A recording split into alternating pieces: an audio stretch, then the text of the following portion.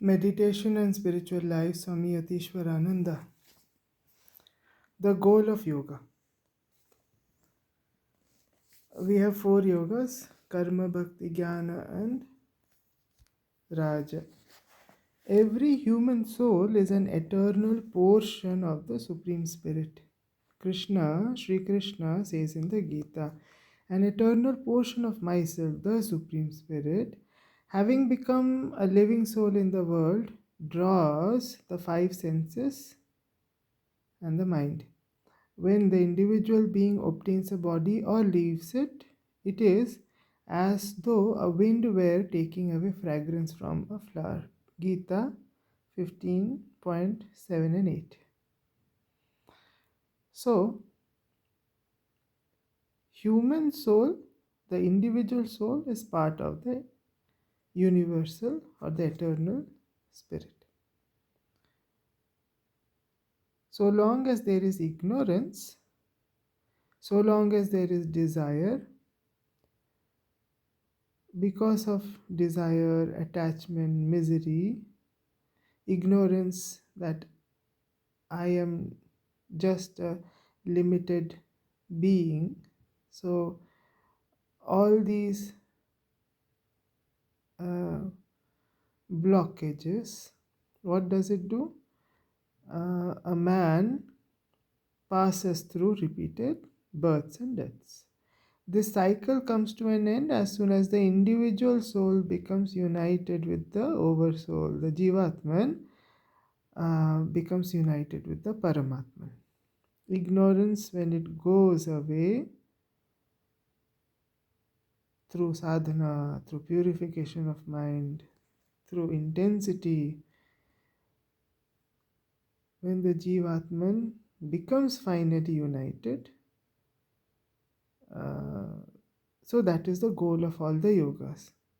What is the goal of all the yogas? It is the attainment of consciousness of this unity, not intellectually, but through a realization of identity.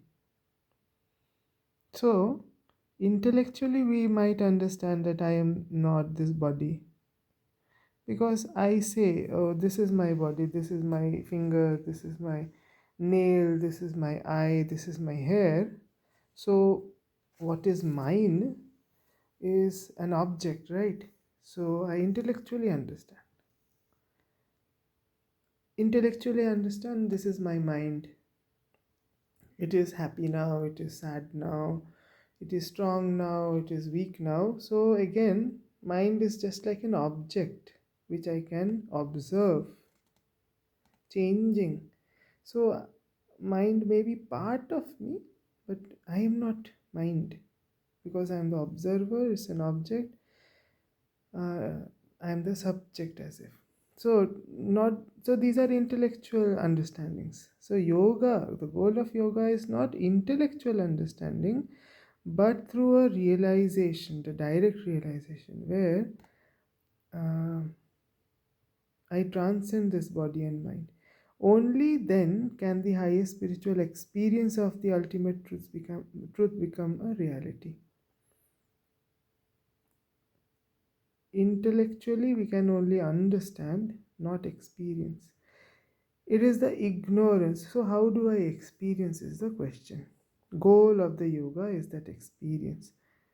What is yoga? We will come. It is the ignorance inherent, natural as it were, in all human life that identifies the soul with the ego, the mind, and the senses. Ignorance, because of ignorance, I identify myself with my ego. Me, mine, I, separate from the other. Obviously, I don't call the person in front of me as me, right? Me is me, not him as me.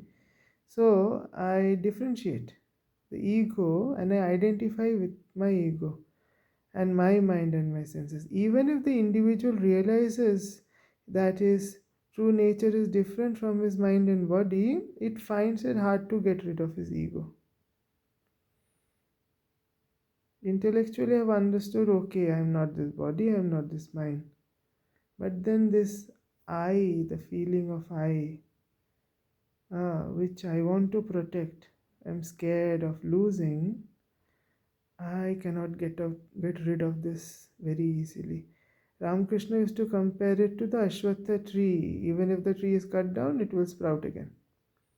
So, this I, this small limited I, is the false ego. False ego must be purified and spiritualized. Now, spiritualized, what does it mean? Ramakrishna again used to say, false ego is the unripe ego. Unripe ego means I am this person, I have these qualities, I have these weaknesses, and all my history and my present and my future in my mind. So that's the false, limited ego. Spiritualized ego means um, I am the servant of God. I am the das of God. I am the friend of God. I am the beloved of God. I am the child of God. I am the mother of God. Vatsalya bhav. So that is spiritualizing the ego, or Ramakrishna you would say that is the ripe ego. Because once I have that kind of ego where I identify myself with God all the time, all my actions are as if spiritualized. My actions are as service to the Lord. So such a ripe ego will actually take me to the threshold and um merge me with the Lord. In all the paths of yoga, this is the highest paramount aim, to purify and spiritualize the ego. Karma yoga, how does it purify? Karma yoga teaches us to offer the fruits of work to the Supreme. So, whatever work is there, ego says, oh, I have done. I want this. Oh, I don't want this. So, attachment to the fruits of the work is there, which strengthens the false ego. So, Karma Yoga teaches us to offer the fruits of work to the Supreme Spirit and try through service to put the individual will to uh, and to put the individual will in tune with the cosmic will. So simple. Karma yoga, yoga through karma.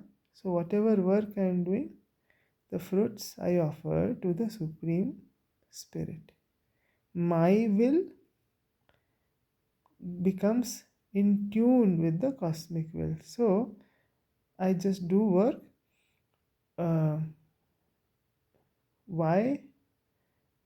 I see it as the divine will. So practicing that. In the same spirit, Raja Yoga invests all its disciplines, uh, uh, yama, niyama, asana, pranayama.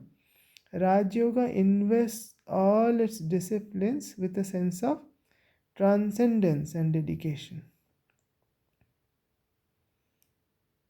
Transcending the limited ego and sublimating, transcending and dedication with constant emphasis on strengthening the inner sublime awareness through japa and meditation.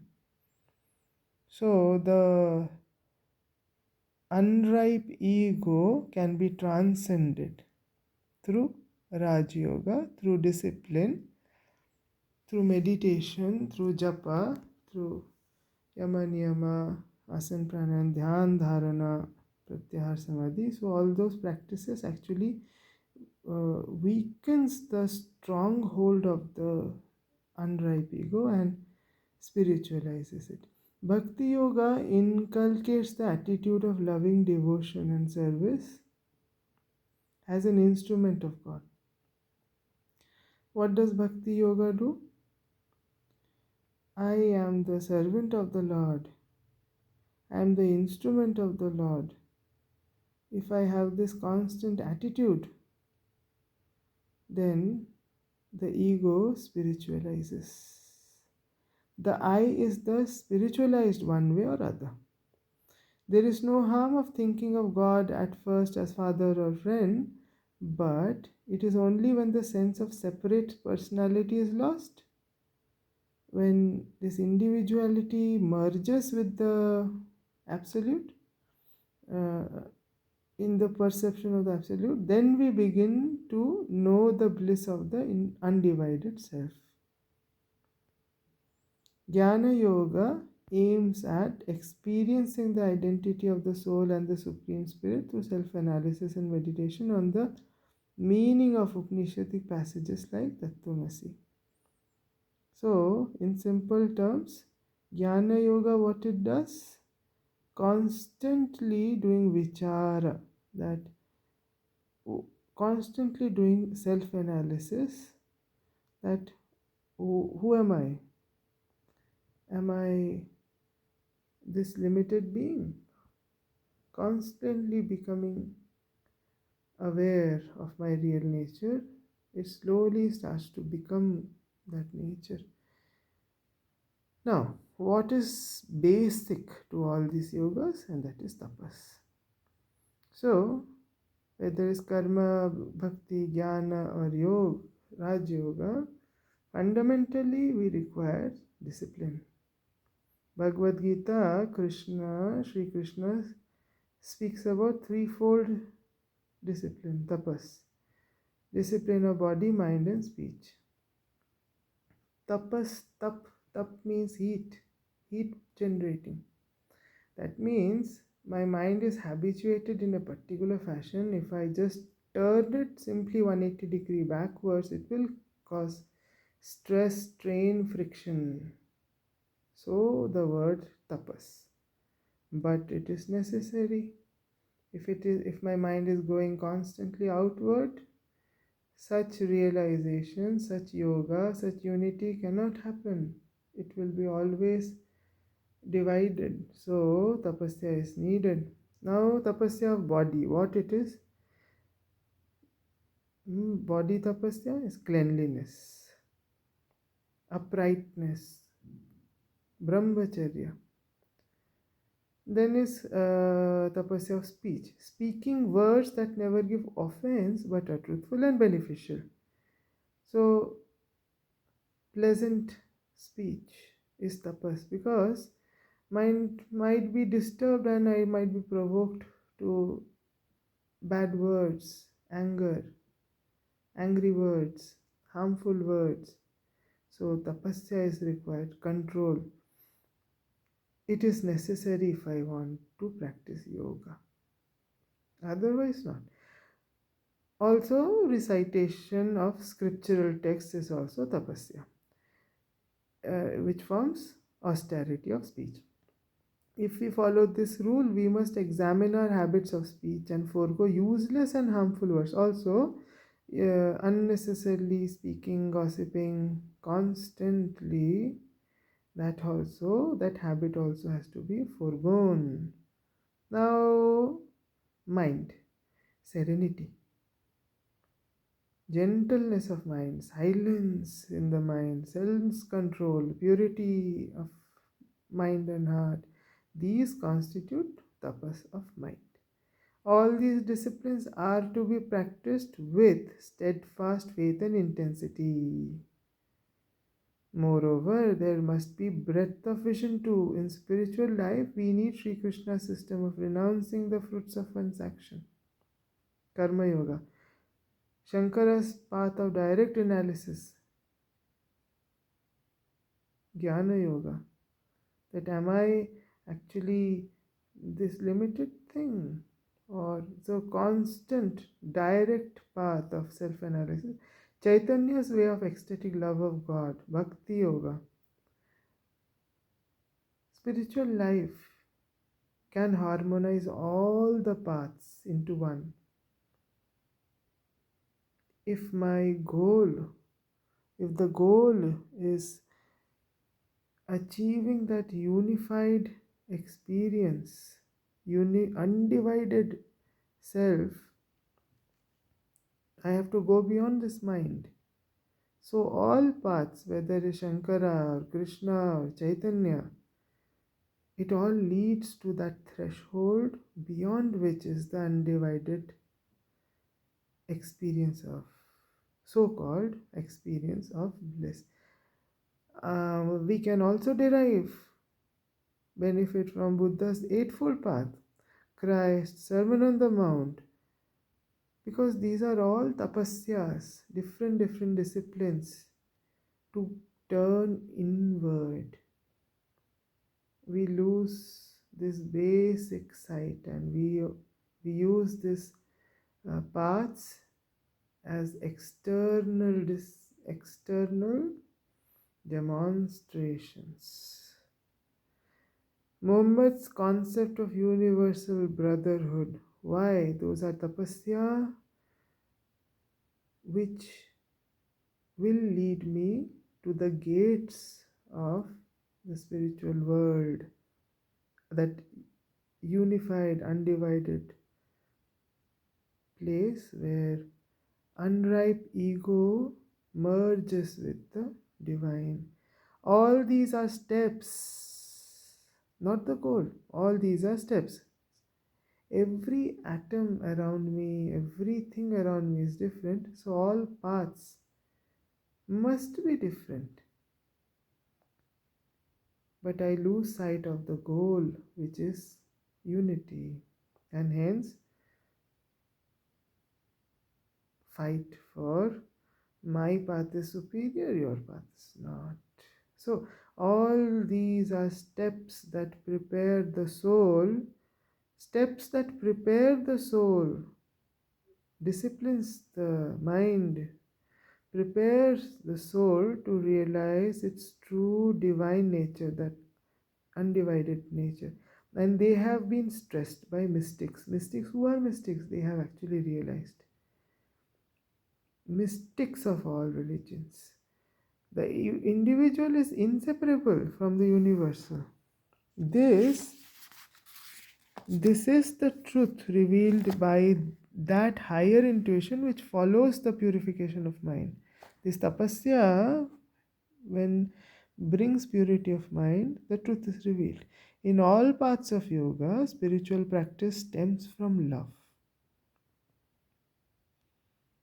So, initially, spiritual life, when we take up, it may be through heartbreak, through misery, through disillusionment, but once and only when we attain to that maturity where I can experience love, then spiritual practice starts to blossom. The sense of unity with the Supreme Spirit leads inevitably to the realization of unity with all humanity.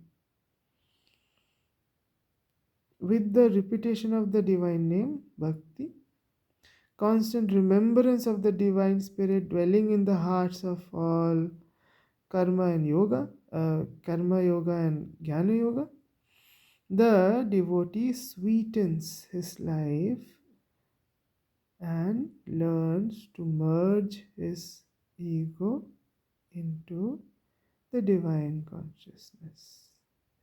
His individual consciousness becomes merged with the universal as a wave merges into the ocean. Wave was never different from the ocean. So the ego, that I am the wave, so until the wave exists, it will have that ego. It can be purified, it can be ripened, but it can, until and unless it actually merges away, it can't become one with the ocean. He realizes, in my essential nature I am Brahman. Essentially I am ocean only.